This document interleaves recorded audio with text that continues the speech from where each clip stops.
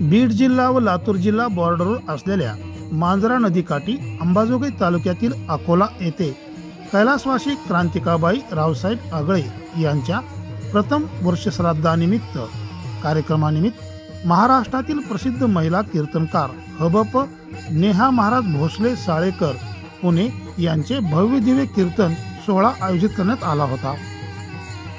अकोला येथील आगळे परिवार सातत्याने विविध उपक्रम करत असल्यामुळे व सामाजिक क्षेत्रात सातत्याने पुढाकार घेत असल्याने अकोला व अकोला पंचकोशीतील भाविक भक्त महाराष्ट्रातील प्रसिद्ध कीर्तनकार महिला हबप नेहा महाराज भोसले साळेकर पुणे यांचे कीर्तन ऐकण्यासाठी महिला व पुरुष भाविकांनी व नातेवाईकांनी मोठी गर्दी केली होती. आगळे कुटुंबातील मातोश्री गेल्याने प्रसिद्ध महिला कीर्तनकार नेहा महाराज भोसले साळेकर यांनी आपल्या कीर्तनातून आईविना पोरका झालेला परिवार याच विषयाचा धागा घेऊन आपली कीर्तन सेवा केली. कीर्तन सेवा करत असताना जनसमुदायाला सुद्धा अक्षरशः डोळ्यात पाणी आले. आगळे परिवाराच्या मातोश्री गेल्याने दुःख केवळ या परिवाराला नसून संपूर्ण अकोला गाव व पंचक्रोशीतील भाविकांना मोठे दुःख झाले. या दुःखातून सावरण्यासाठी त्यांना ईश्वर शक्ती देवो अशा भावनाही त्यांनी व्यक्त केल्या. गावात अनेक नामवंत कीर्तनकार खास निमंत्रित केले जाते, परंतु आगळे परिवारातील मातोश्री यांचे दुःखद निधन झाल्याने प्रथमच महिला कीर्तनकार यावेळेस प्रथम त्यांना निमंत्रित करण्यात आले होते. यावेळी अकोल्यात आलेल्या पहिल्या महिला कीर्तनकार म्हणून हबप नेहा महाराज भोसले यांच्याकडे पाहिले जाते. विशेष म्हणजे या कार्यक्रमातून अन्नदानही मोठ्या प्रमाणात करण्यात आले. हा कार्यक्रम यशस्वी करण्यासाठी आत्माराम सीताराम आगळे, राजसाहेब सीताराम आगळे, गुणवंत आगळे, वसंत आप्पा आगळे, भारतराव आगळे, आत्माराम बरकते, महादेव आगळे यांच्यासह अनेकांनी पुढाकार घेतला व हा कार्यक्रम यशस्वी केला. पाहूया अंबाजोगाई दर्शन न्यूज चॅनलचे संपादक श्री सतीश मोरे यांनी टिपलेला या कीर्तन सोहळ्याचा विशेष वृत्तांत आता आपण पाहूया. आमची वैयक्तिक गोशाळा आहे, ज्या माध्यमातून जातीवंत खिलार गाई आणि जातीवंत मोठ्या खऱ्या अर्थाने भगवंताशिवाय दुसरं कोणी उद्धारू शकत नाही. तो हा उतरील पार भव दुस्तर नदीचा, दुस्तर असा भवसिंधू सागर आहे. सोपं नाही हा भवरोग भवसिंधू सागर, हे शब्दच फार जड वाटतात हो माणसाला. नेमकं काय हे असं हे भवरोग आणि भवसिंधू सागर? हे तुम्ही इथे कितीही आवेशात येऊन सांगितलं की आम्हाला कसला रोग नाही, तरी सुद्धा आपण रोगी आहोत भवरोगाचे. आणि कितीही जरी आपण चांगले पोहणारे तरबेज असलो तरी सुद्धा या भव नदीतून पार होऊ शकत नाही, कारण इथं बाकीच्या साधनांची काही गरज नाही. बाकीची साधनं पूर्णत्वानं तुम्हाला पहिलं तीराला पोहोचवू शकत नाही. इथे भगवत चरणांचंच आपल्याला, भगवत नामस्मरणाचंच साधन आपल्याला ठीक आहे घ्यावं लागेल, त्याच्याशिवाय आपल्याला उद्धार घडणार नाही. ऐका माझे शब्द ऐका, अंतःकरणामध्ये अशी वृत्ती ठेवा, भगवंतानं जे दिले त्याच्या प्राप्तीकरिता प्राप्त झालेले. देवे दिला देह भजना गोमटा, मी सांगितलं तो या झाला फाटावा धिकेचा. जे ज्ञान आपल्याला दिलं ते भगवत प्राप्तीकरिता दिलं, पण माणसानं ते प्रापंचिक हिताकरिता वापरलं. आयुष्य गेलं तरी सुद्धा आपल्याला याची जाणीव झाली नाही. सर्व सुखाची आशा जन्म गेला, कळालंच नाही आपल्याला. क्षण एक मुक्ती यज्ञ नाही केला, हिंडता दिशा क्षीण पावला. शेवटी माया विष्टीला जीव माझा माझे स्वहित नेनती कोणी. कोण माझं स्वहित जाणणार आहे, कोण माझं स्वहित पाहणार आहे सांगा. माणसानं याची जाणीव ठेवली पाहिजे. जगाचं जाऊ दे, आपुली आपण इथं जगाचं जास्त पडलेलं राहतं. यानं असं केलं तिनं तसं केलं, याचं असं झालं त्याचं तसं झालं. बाबांनो, आपल्याला प्राप्त झालेली अवस्था ही भगवत प्राप्तीकरिता मिळालेली आहे. याचा वेळ वाया घालू नका. का? कारण इथपर्यंत अल्प आयुष्य मानव देह शतगणी येते अर्धरात्र खाय मध्ये बालत विपिडा रुगक्षय काही भजनासी उडते पाहिले. हिताची तळमळ ठेवा. आयुष्य म्हणजे एकदा वेळ निघून गेली की मग रडण्यात काही अर्थ नाही. माणूस इतका बदललाय, इतका बदललाय, इतका बदललाय, ज्ञानानं बुद्धीनं भरपूर बदलला, भरपूर बदलला. सध्याच्या काळात जुनी माणसं अशी बोलताना दिसतात, आमच्या काळात असं काही म्हणता ना तुम्ही. आपलं गाव फार भाग्यवान आहे. का भाग्यवान आहे? अजूनही इथं फेटेवाली आहेत म्हणून भाग्यवान आहे. एवढी 5-6 फेटेवाली माणसं एका गावात बघायला मिळणं म्हणजे सध्याच्या काळात ही सगळ्यात मोठी श्रीमंती आहे. आजकाल आता राहिलं नाही हो. जुनी माणसं सांगतात आमच्या काळात असं काही नव्हतं. खरंच बाबा असं काहीच नव्हतं का हो तुमच्या काळात? नव्हतं की नाही? हो म्हणा, नाही म्हणा. होतं का तुमच्या काळात असं काही? असे रस्ते होते का? नाही. अशा गाड्या होत्या का? बोला तुम्ही, बोला हो किंवा नाही सांगा. अशा गाड्या नव्हत्या. अशी घरं नव्हती. असे मोबाईल, असा कपडा लत्ता, अशी माणसं नव्हती. नाही, उत्तर बरोबर आहे. माणसं होती पण अशी नव्हती. अशी कशी? आता जशी तशी.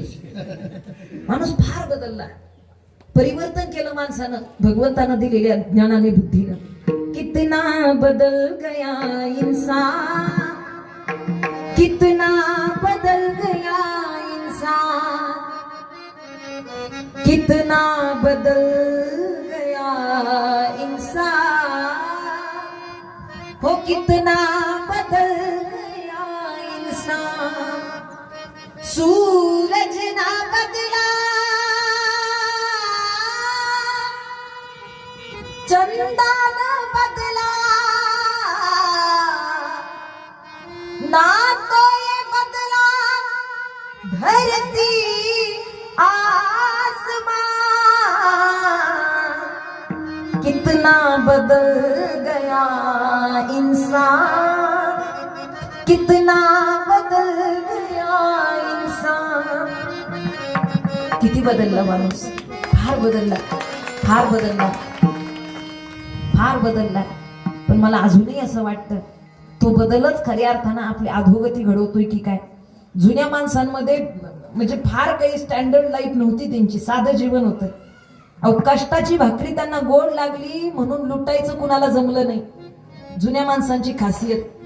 आज ज्या मातेच्या माऊलीच्या पुण्यस्मरणानिमित्त आपण उपस्थित आहात, वय भरपूर झालेलं, एवढ्या चांगल्या परीचं जीवन या माणसाने कसं जगलं असेल.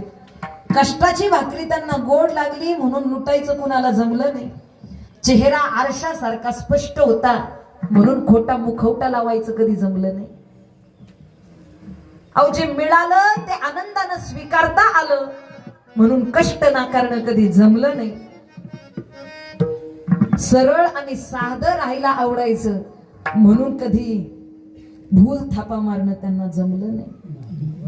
सध्याच्या काळात जर कोणी विचारलं परमार्थ करायचाय कसा करावा, काय करावं लागेल, किती पंढरपूरच्या वाऱ्या, किती जपमाळ करावी लागेल, किती साधना, किती काय करावं, किती अनुष्ठान, किती काय करावं लागेल, काही करू नका, फक्त सरळ आणि साधं जगा. पंढरपूरची वारी करते, चारीधाम करते, एकादशी धरते, रोज शेजारच्याशी भांडत बसते. आहे का फायदा? संतांनी आपल्याला जाणीव करून दिली, बाकीचं सगळं करायला तुमच्या वृत्तीमध्ये जर खऱ्या अर्थानं शुद्धता नसेल, निष्ठावंत भाव भक्ताचा स्वधर्म, निष्ठा नसेल अंतकरणामध्ये, वृत्तीत निर्मळ भाव नसेल तर काय उपयोग आहे? तुम्हाला बाकीचं काही करण्याची गरज नाही. अंतकरणात सेवा भाव ठेवा. कुणाची सेवा करा? आपण मातीची सेवा करू शकता, आपण प्राणी मात्राची सेवा करू शकता, आपण गो मातेची सेवा करू शकता, आपण आई वडिलांची सेवा करू शकता. संत आपल्याला जाणीव करून देतात, आली या संसारा उठावे गुकारा, शरण जाऊ दारा पांडुरंगा. तुम्ही पांडुरंगाला शरण जा, तो हा उतरील पार भवदुस्तर नदीचा, तुम्ही त्याला शरण जा. काम क्रोध तुम्ही विसरून जा, तुम्ही त्याला शरण जा. विषयाची बाधा होणार नाही, तुम्ही त्याला शरण जा, शरण जा. काही माणसं म्हणतात ताई आम्हाला वेळ मिळत नाही, व्यापार व्यवसायात कामात एवढा व्यस्त आयुष्य झालं की आम्हाला पंढरपूर गाठता येत नाही. ठीक आहे, नाही पंढरपूरला जाता आलं, तुम्ही परिसरातल्या तीर्थक्षेत्राला जा. परिसरामध्ये जी काही संतांची भगवंताची तीर्थक्षेत्र आहेत तिथे जा, तरी पुण्य प्राप्त आहे. काही माणसं म्हणतील आम्हाला तिथपर्यंत पोहोचता येत नाही. ठीक आहे, नाही तीर्थक्षेत्रापर्यंत पोहोचता आलं, गावामध्ये मंदिर आहे, ग्रामदैवत आहे, ग्रामदैवतेची पूजा करा, तिथपर्यंत जा, तरी पुण्य प्राप्त आहे. जरी तुम्हाला तिथपर्यंतही पोहोचता नाही आलं तरी सुद्धा घरामध्ये देव्हारा आहे, देव्हाऱ्यामध्ये आपला कुलदैव आहे आणि कुलदैवतेची पूजा केली तरी सुद्धा ते पुण्य प्राप्त आहे. काही माणसं म्हणतील, ऐका, काही माणसं म्हणतील आम्हाला कुलदैवतेची म्हणजे देव्हाऱ्यापर्यंत बसून सुद्धा पूजा करण्याची वेळ मिळत नाही, एवढं व्यस्त आयुष्य आहे. ठीक आहे, एवढी सवलत परमार्थात दिली, अरे नाही तुम्हाला देव्हाऱ्यासमोर बसून देवाची पूजा करायला जमली, हरकत नाही, घरात बसलेल्या माई बापाच्या चरणांना स्पर्श करा, जगातलं सगळ्यात मोठं पुण्य प्राप्त आहे. सकल तीर्थाची धुरे जे का माता पितरे. पण सध्या उलट झाले बाबा, जगातली सगळी तीर्थ फिरून येतो आणि आई बापाच्या चरणांवरती नतमस्तक व्हायला विसरतो. हे घडतंय बरं का सध्या. एक जण मला म्हटले का हो, कीर्तनात आई वडील सांगणं सोपं राहतं, सोपं आहे म्हटले कीर्तनात आई बाप सांगणं, पण प्रत्यक्षात त्यांची सेवा करणं किती कठीण आहे ते आमचं आम्हाला माहित. बा झालं म्हणले आता अजिबात आई बाप नाही सांगत. म्हटलं सगळं वेद पुराण, सगळं धर्म, सगळं सगळं आपल्याला कळेल, आणि आई बापाच्या सेवेला चुकलात, काय प्राप्त केलं? काय प्राप्त होईल आपल्याला? काय पुण्य प्राप्त होईल आपल्याला? सांगा, काही पुण्य प्राप्त होणार नाही. म्हणलं आई बाप सांगणं सोपं आहे, सेवा करणं कठीण आहे. म्हटलं का रे, काय सेवा करणं कठीण वाटतं तुला? अहो ताई, म्हातारे झालेत आई बाप, वडिलांना गुडघ्यानं चालता येईना, आईला स्वतःच्या हातानं खाता येईना. अहो दिवसभर ऑफिस मध्ये काम करायचं, सायंकाळी घरी आल्यानंतर त्यांच्या सेवेला लागायचं. वैताग येऊन जातो मला, बास झाला आता वैताग आला. कुणाचा? आई वडील. वैताग आला, वडिलांना चालता येत नाही आणि आईला खाता येत नाही. अहो मुखात घास दिला तो सुद्धा जात नाही. बास झालं म्हटलं आता बास. म्हटलं अगदी खरे.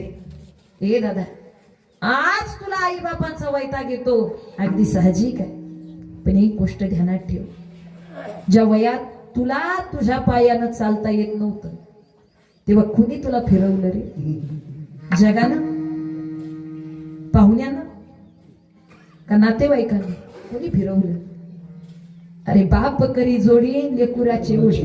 बापानं खांद्यावरती घ्यावं आणि अभिमान वाटायचा बापाला, जग जिंकल्याचा आनंद यायचा अंतःकरणात. अरे तो बाप तुला खांद्यावरती घेऊन चालायचा, कधीच त्यानं तुझं ओझ वाटू घेतलं नाही, आणि आज तुला त्या वडिलांना आधार द्यायचा कंटाळा वाटतो. उपकार नाही करत आई बापावर.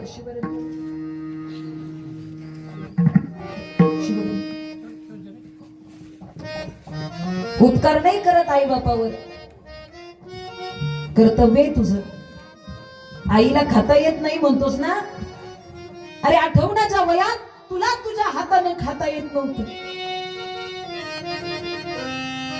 जन्मानंतर पहिले 2 वर्ष लेकरांना समजत नाही हो खाणं पिणं. अरे भूक लागली की रडायचं एवढंच कळतं. अरे तू रडलास की तिनं ताट घेऊन यावं, तुझ्या मागे पळावं. हा चिवचा, काऊचा, माऊचा, एक एक घास तुझ्या मागे धावत तिनं तुझ्या मुखात भरवला. तिनं स्वतःच्या पोटाची नाही पर्वा केली, तिनं स्वतःच ताट तसंच बाजूला सारलं आणि तुझं पोट भरण्यासाठी धावली रे. सांग ना, आज त्या आईला तिच्या हातानं खाता येत नाही, तू तुझ्या हाताने तिला भरवणं हे कर्तव्य तुझं. त्यात वैताग कसला?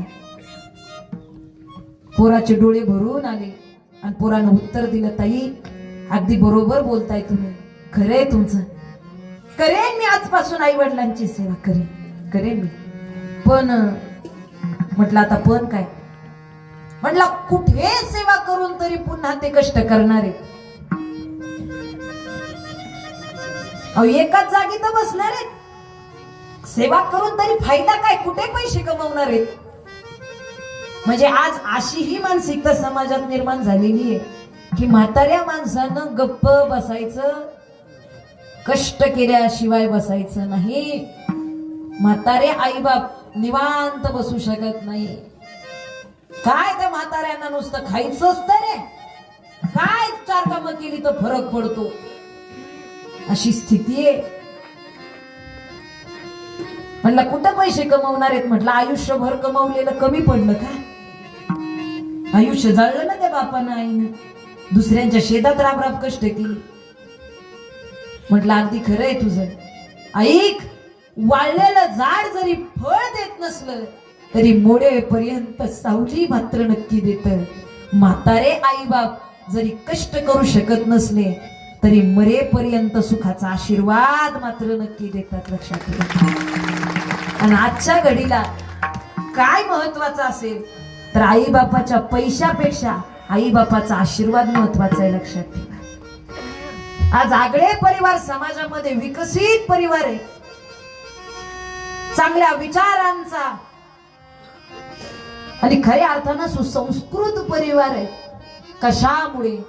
या आईनं दिलेल्या संस्काराची जोपासना केली, आई वडिलांनी केलेल्या कष्टाची जाणीव ठेवली, म्हणून. नाही तर काही जण गेल्यानंतर भरपूर रडतात, आहे तोपर्यंत भुके नाही अन्न, मेल्यावरी आहे, अशी अवस्था. एक जण रडत होता, मी विचारलं का रडताय? पोराचा हुंदका दाटून आला आणि पोरानं उत्तर दिलं, ताई आई गेली माझी, आई गेली. म्हटलं दादा ना तरी उदो असतो अपैशी अखंडित होत जात जैसे हे जन्म मरण तैसे अनिवार्य जगी. जावं लागतं, रडू नका, रडू नका. पोरगा पुढे आला, पोरानं पुन्हा सांगितलं, हो ताई आई गेली, हो माझी आई गेली. अरे म्हटलं जन्म जया मृत्यू तया, हो रडू नका, काय रडून होणार आता, रडू नका. पण तरी पोरगा शांत नाही झाला, पुन्हा ओरडला, ताई आई गेली, हो माझी आई गेली. याचं दुःख तर आहेच, पण त्याच्याही पेक्षा जास्त ती होती तोपर्यंत तिच्याशी कधीच नीट बोलू शकलो नाही, याचं दुःख जास्त आहे. दिवसाचे 10 फोन करायचे हो मला, जेवलास का, बरा आहेस का, पोहोचलास का, निघालास का. मी मात्र एकही फोन उचलायचो नाही तिचा. काय सारखं जेवलास का, बरा आहेस का, झोपलास का, लहान आहे का मी आता? म्हटलं मग आता कशाला रडतोस, आता बरं आहे ना तुला? आई नाही, फोन नाही, कसली कटकट नाही. हृदयाचा हुंदका फुटला, पोरानं उत्तर दिले, ताई आज कळतंय मला, मोबाईल मध्ये हजारो नंबर सेव्ह आहेत, पण त्यातला एकही फोन मी वेळेवरती जेवलोय का हे विचारण्यासाठी नाहीये. दिवसाचे हजारो माणसं मला भेटतात, पण एकही माणूस त्या आईच्या अंतःकरणानं मी बरा आहे का अशी विचारपूस नाही करत. आज माझ्या लक्षात येतं, हो तिच्या फोन करण्या पाठीमागचं प्रेम आज माझ्या लक्षात येतं. आणि पुन्हा एकदा त्या आईला प्राप्त करून घ्यावंसं वाटतं. अरे डोंगरा आड गेलेला सूर्य रोज पाहायला मिळतो, पण माती आड गेलेली आई आमची आम्हाला दिसत नाही, याच्यासाठी डोळे भरून येतात. कुठे गेली माझी आई, मला करमत नाही.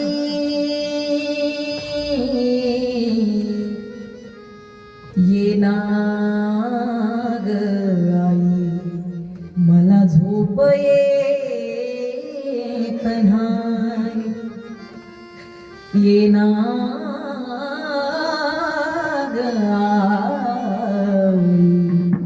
मला झोप येत नाही. ए आई, अगं सण आला काय आणि गेला काय, पंचपक्वान्नाचं ताट माझ्या समोर आहे ग, पण समाधान नाही वाटत का? कारण त्या पंचपक्वान्नामध्ये तुझ्या हातच्या भाकरीची चव लागत नाही ग. आजही जुनी माणसं बोलता बोलता बोलून जातात, काय या पदार्थांना आमच्या आईच्या हातची चव लागेल. काय होतं हो तिच्या हाताला? तिच्याकडे फार चांगले मसाले नव्हते, तिच्याकडे फार चांगल्या भाज्या, इतर चांगले पदार्थ नव्हते. अरे कधी कधी आमच्या आजोबा नेहमी सांगायचे, अरे काही नसेल ना भाजीला, नुसता मीठ आणि मसाला आणि त्यात पाणी ओतायचं. मीठ मसाला तेल तरी कुठलं हो, आणि त्यात पाणी ओतायचं. आणि त्या मीठ मसाल्याच्या पाण्यामध्ये भाकरी चुरायची, पण एवढं गोड लागायची, इतकी गोड लागायची. खाई या पंचपक्वान्नाला चव लागेल. ए आई, नाही ग तुझ्या आजचे पुरणपोळीची चव या पदार्थाला. म्हणून खऱ्या अर्थानं तिचं मातृत्व लक्षात येणं गरजेचं आहे. आज आगळे कुटुंब या मातेसाठी रडतं, डोळे भरून येतात. कुणीतरी आज विचारा, तुम्ही का रडता? असं काय केलं या माऊलीनं तुमच्याकरिता? असं काय केलंय त्याने तुमच्याकरिता? कुटुंब उत्तर दे, शून्यातून विश्व निर्माण केलं या माऊलीनं आमच्याकरिता. अरे हाडाची काढी रक्ताचं पाणी केलं हो या माऊलीनं आमच्याकरिता. त्या आईनं सुद्धा उत्तर देत असताना सांगितलं, म्हटले कधीच आम्ही त्यांना चुलती म्हणून पाहिलं नाही, तिच्यामध्ये आम्हाला आमची आई दिसावी, एवढं प्रेम तिनं आम्हाला दिलं, एवढं मातृत्व तिनं आमच्यासाठी. आज खऱ्या अर्थानं पुन्हा डोळे भरून येतात त्या आई करिता. सोडून या गेली आई,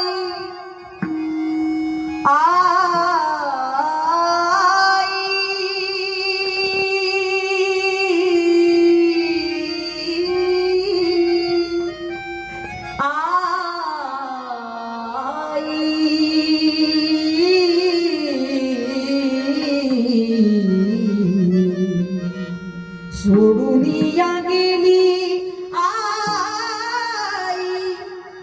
आम्हाले कराना.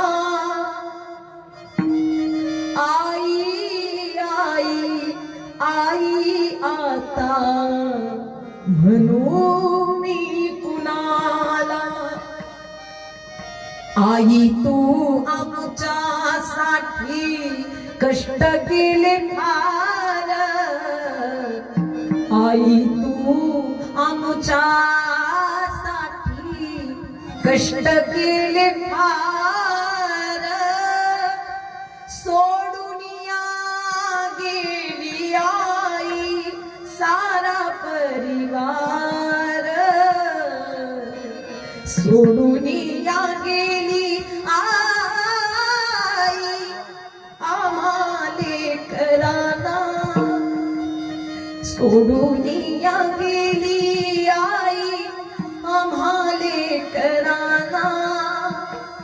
आई आई आई आता म्हणू मी कुणाला. आई कुणाला म्हणावं? आज डोळ्यातलं पाणी तिच्यावरचं प्रेम दाखवून देतं, हृदयाचा हुंकार तिच्यावरचं प्रेम सांगून देतं. ईश्वरी सत्तेपुढे विलाज नाही, निश्चित जावं लागतं.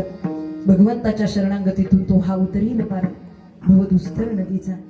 निश्चित आपल्या सगळ्यांना या भव नदीतून तो पार करेल. का? त्याला फक्त काय लागतं? अनन्यश्चिंतयन्तो माम यजना पर्युपासते तेषां नित्यभियुक्तानां योगक्षेमे वहाम्यहम्. अनन्यसा भाव त्याला अर्पण करा, आणि त्या भावानं जर आपण त्याच्या शरणागती सर्व भावे देवासी शरण जावे, तो हा उतरील पार भवदुस्तर नदीचा. अशा स्वरूपानं तुकोबरे आपल्याला सांगतात. का का तो आपल्याला का उद्धारेल? का त्याच्या शरणागतीमध्ये गेलेल्या साधकाचा तो उद्धार करेल? का उद्धार करेल? कारण त्याचं अंतकरण तेवढं कवळय. तुकोबरे एका अभंगात सांगतात, तुका म्हणे भोळी आणि विठ्ठल कृपेची गोवणी. तो इतका भोळा आहे, आपल्या सानिध्यात आलेल्या भाव भक्तीनं नम्रतेनं नतमस्तक झालेल्या साधकाला कधीच तो विनमुख पाठवत नाही, त्याचा उद्धार केल्याशिवाय तो पाठवत नाही बरं का. त्याचं दुःख नाहीच केल्याशिवाय. निर्वाणी गोविंद असे मागे पुढे काहीच साकडे पडून दे. तो भाव जाणतो, अंतरीची घेतो गोडी, भाव जाणून घेतो, आणि भाव जाणूनच तिथपर्यंत खऱ्या अर्थानं त्याच्या अंतःकरणातलं वात्सल्य निर्माण करतो.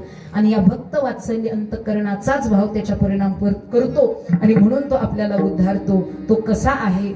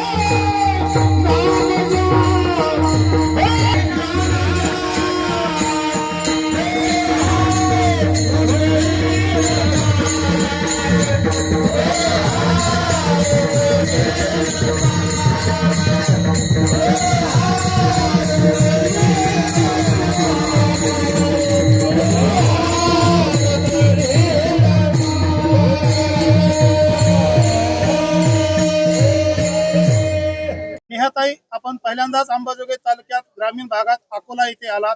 आपल्या अमृतवाणीतून अतिशय सुंदर असं कीर्तन केलं आणि या ठिकाणी चांगली भावना आणि चांगले विचार मांडले. काय वाटते आपल्याला? रामकृष्ण हरी. मी नेहाताई अर्जुन महाराज साळेकर भोसले, पुणे जिल्हा भोर तालुका. अंबेजोगाई तालुक्यामध्ये पाठीमागच्या भागात येण्याचा योग आलेला आहे, परंतु आपल्या या गावामध्ये, अकोला गावामध्ये पहिल्यांदाच येण्याचा योग.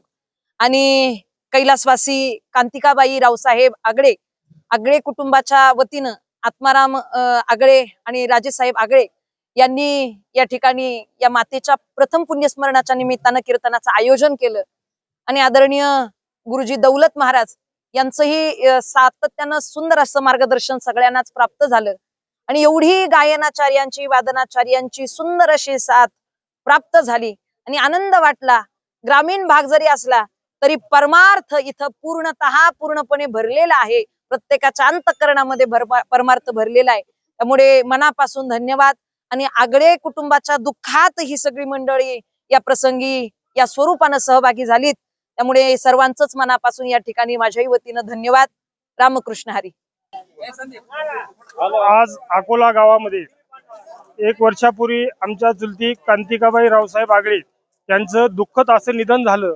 आणि आगळे कुटुंबाच्या वतीनं पूर्ण वर्षभरामध्ये जो उपक्रम राबवले आणि आज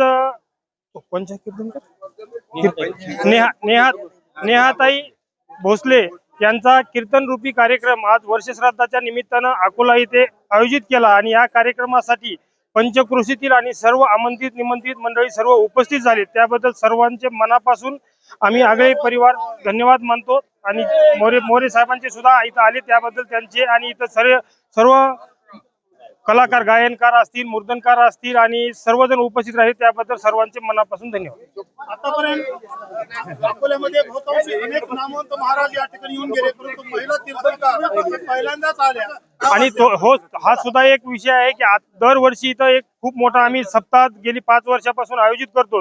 आणि आजपर्यंत अकोल्यामध्ये कधीही महिला कीर्तनकारांचं कीर्तन झालं नाही. त्या ताईंनी आज खूप सुंदर अशी कीर्तन रूपी सेवा दिली, त्याबद्दल त्यांचेही मनापासून धन्यवाद मानतो. आणि त्यांनी पहिला मान मिळवला, हा सुद्धा आमच्यासाठी एक आदर्शच असणार आहे.